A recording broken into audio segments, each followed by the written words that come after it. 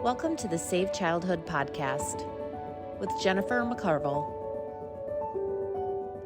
Because childhood has changed, but children have not. Hey everyone, welcome to the Save Childhood podcast. I'm Jennifer McCarville. And I'm Nicole Dugan. And today we're going to be talking about savoring the moment. It's one of our 14 tenets of Save Childhood, and specifically we're going to be looking at allowing our kids to be ordinary. Womp womp. I mean, who wants an ordinary kid? But I'm so curious to hear. I do. I want an ordinary kid. Yeah. Maybe. Yeah. Yeah. I want to be okay with an ordinary kid. Well, let's learn about what it means to be ordinary and why we should all want that and strive for that ordinary life. Okay, let's do it.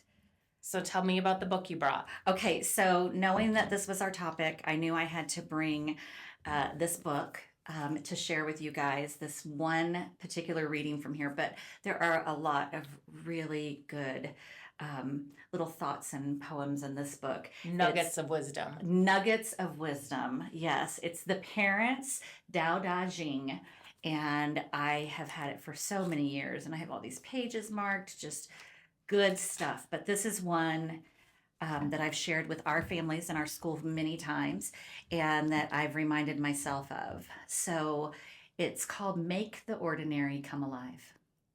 Don't ask your children to strive for extraordinary lives. Such striving may seem admirable, but it is a way of foolishness. Help them instead to find the wonder and the marvel of an ordinary life. Show them the joy of tasting tomatoes, apples, and pears. Show them how to cry when people and pets die. Show them the infinite pleasure in the touch of a hand, and make the ordinary come alive for them. The extraordinary will take care of itself. Wow.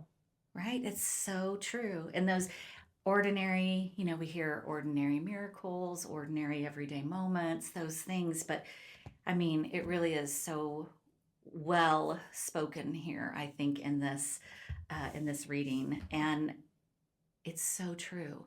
When we allow the children to explore and to investigate and tinker and wonder, and we just don't rob them of wondering, they really do thrive. We all do. Right. And we need that. I know I've heard it called white space in our days and in our lives. And it's so hard now to find white space, that time by white space, that time where you can just ponder. You can just let the day unpack itself.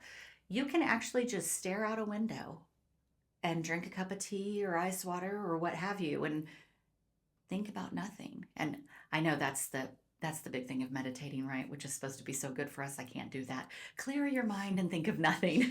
So I'm not to that point myself personally, but I do know that we're so busy and pushing so hard. And for what? Right. When you get on the other side of those years of pushing and pushing, I can tell you I have grown children and I can see what it's like for those families that were just always pushing and pushing and going and going. And on the other side of it, those children are no better off for sure. And they could be a little worse off, which is what studies show, especially as children are young and we're pushing them academically because we think they're the next prodigy, or, if your children are going to excel at something, you're not going to stop them. Right. You're not going to stop them. But the reality is so many of them pressured to be extraordinary, they're burned out, really consistently burned out by middle school. Yeah. And then they'll push through and they'll power through, but they have this pressure and anxiety that's either very explicitly given to them or that they have interpreted, probably understandably and justifiably so, interpreted. And so they'll push through, but they spend the rest of those years putting so much pressure on themselves and living in such an air of anxiety that you have to wonder, at what cost? Right. A big cost. Huge, and a risk that I don't think we should take lightly. Mm-hmm. So, and really the extraordinary does take care of itself. Yeah. You know, as they have time to take in the world and they get to learn and unfold at their own pace, they're able to think about the things that they enjoy, that they like, that make them click. You know, Right. so Time and space to wonder, time and space. to process. Right. Yeah. So, you know, one of the things in giving children ordinary, beautifully ordinary lives, and our school here for the young children, 3 through 3rd grade, well, all the children, but we've talked about that before, they all leave at noon. Our preschoolers get out 15 minutes earlier so that families can be present, not rushing. Embrace those ordinary moments of reconnection, and then go pick up older children if they have them in other buildings. But we leave at noon, and that's often something people ask about because it's not what is done in, I call it modern current day educational systems. They're there full time, but young children don't need to be. Really, no children really need to be. It's funny because, you know, entrepreneurs and CEOs and all these people in the business world are talking about, there's a lot out there right now for business training about how to have a 20-hour work week. Everybody wants a 20-hour work week as an adult, but when it comes to children, we want them in school, you know, 8.5 hours a day, Right. 5 days a week, and then to come home with homework. And that's insane, absolutely insane. And so our children leave at noon, and it's because we do educate the whole child. That's something that people said often in the schools where I was working prior to creating this one, is we educate the whole child. Well, if we're not thinking about their rest time, their processing time, the quality of family life, the fact that they can, if the family enjoys doing something in the afternoons or evenings, they actually have time for that. That's educating the whole child. That's one piece. But and it's an important one. And children don't need to be in school more than 3 hours. They just don't. So the question is often, well, what are they not getting if they're here 3 hours? Well, there's a lot of transition time that has to happen in those longer days. And we understand that, of course, but that's not what we have to accommodate. So that right there cuts out a whole lot of time. Transition time, and then they spend time going to, sitting in the cafeteria, eating lunch. Our children eat lunch at home, so when they leave, they do that. And also going to specials classes, and we don't have any pullouts or anything like that. They're exhausted. Do you remember that year that there was one year early on, and you were teaching that class that was mixed age group of first, second, and third graders. It was a very small group. We were kind of trying it out that many years ago. And we had them staying until 2:30. Yeah. Do you remember that? Yes. And they were tired. They were tired. They were tired. You came to me and you said, nothing good happens after noon. No, it was too hard for them to stay focused and engrossed in what we were doing, and Right. they were just tired. They I were remember done. that. And Yeah. then remember the first year we had the homeschool hybrid, the collective school. The parents were teaching language arts and math at home, and they still are, but they were sending the work so the children could be in school longer, to have a longer day. And they were here till 2:30, and you know what? Nothing good happened. I mean, they were just spent, even though, they're just spent. And so actually and this was a beautiful thing, is that we were able to come together with our parents and say, and the parents weren't loving it either. They wanted to do that work alongside their children and know where they were in their work. And Right. so we decided to change that mid-year. Yeah. And went back to 3 hours. And so it's just a beautiful life balance, but it's giving them time in those afternoons too to unpack what they've learned, for the brain to really genuinely process it, that white space for things to click, Right. and really solidify those neural pathways and that learning. It's a lot of input. And so we shouldn't feel like we need to rush our children to extracurriculars right after No. school, or 2 or 3 a night. Oh my gosh, no. Right. No, no, no, no, no.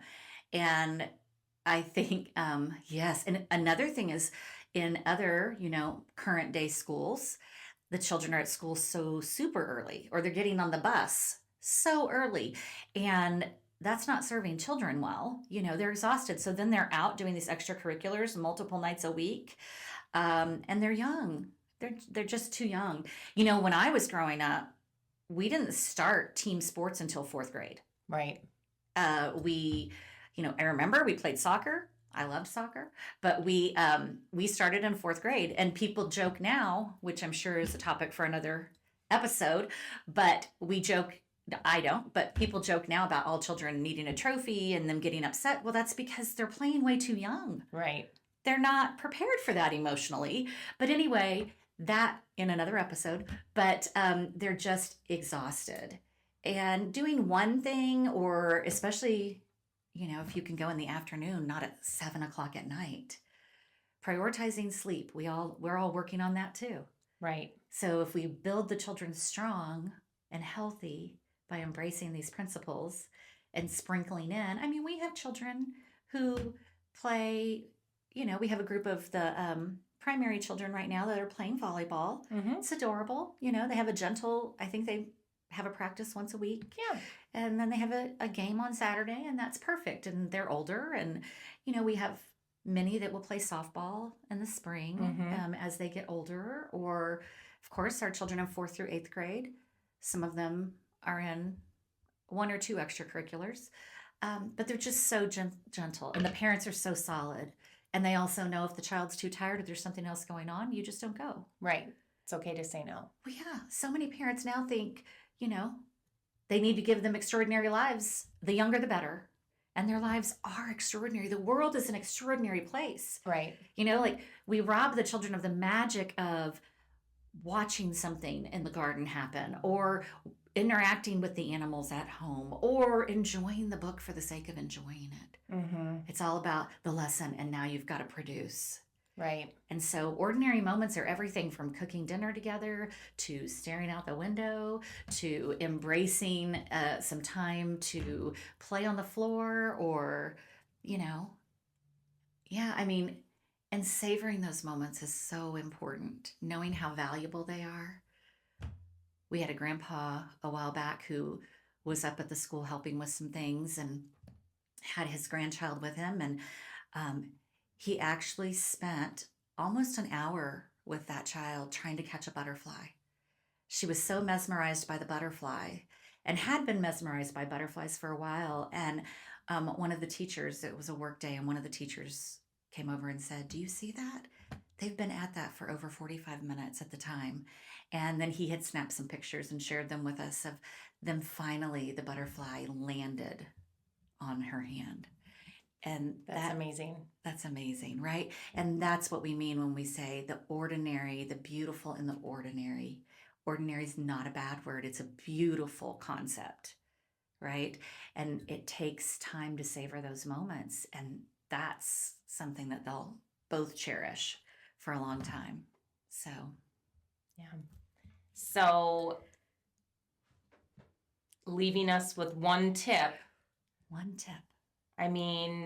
What's something we could do this week to make our life more ordinary? And by doing that, actually more extraordinary. Absolutely. Right? I think, yeah. And I think remembering as the moments happen to be present. And I know that's hard. I've raised young children. It's hard when you're working and you don't have children at home. It's, I understand that, but it's important, and just training ourselves. I think we just have to train ourselves. One thing, I think if you start with 15 minutes of doing what is considered to be nothing, grab a glass of ice water, make some tea, do it, whatever, and just sit down in a comfortable chair and just do nothing. Look around the house, talk to the children, or don't talk to the children. But for yourself, practice embracing those ordinary moments, and it will just become habit. You don't have to go, And when you're in the car with your kids, it's okay for there to not be music on or entertainment on or constant conversation, just be together. I think it's important. Look out the window. It is so important. Look out the window, things that we did growing up. And I'm not like, it's not some, longing, nostalgia for the old days. When I say when we grew up, and I know I hear a lot of that, like there's a superior generation of some kind, and that's really irrelevant to large degree because times change and people change. But like I've said before, childhood has changed, but children haven't. And what human beings need has not changed. And so when we say when I was a kid, we're saying there have to be pockets of times like these. Like you're saying in the car, just be quiet. Just turn off the radio and just look out the window. We don't have to be feeding constantly. It's actually I would say counterproductive to be doing that. But when I was a kid, my mother and her best friend used to play tennis at the park and take all the kids along, and there was a railroad track there. And I mean, their job wasn't to entertain us, that's for sure. Right. But our job was to count the train cars as they went past. Days upon days and hours upon hours. Of course, there was a slide and there were swings, but and you just sit. When we traveled, that's what we did. We counted the telephone poles, or we didn't have the electronics and Right. and when we say those things as older people, not old but older, it's just saying you don't need that stuff. Right. And actually what we know from the research is all of that input and all of that constant demand on the brain is really unhealthy, and we want good things for our kids. Right. So yeah, turn off the music in the car, sit down and just look out a window and just talk, Yeah. So cheers to being ordinary. Yeah, I love it. And check out that tenet and the other 13 on our website, savechildhood.org. Join the movement. And until next time, thanks for joining us. Have a great day. Thanks for joining us today. To learn more and join the movement, go to savechildhood.org.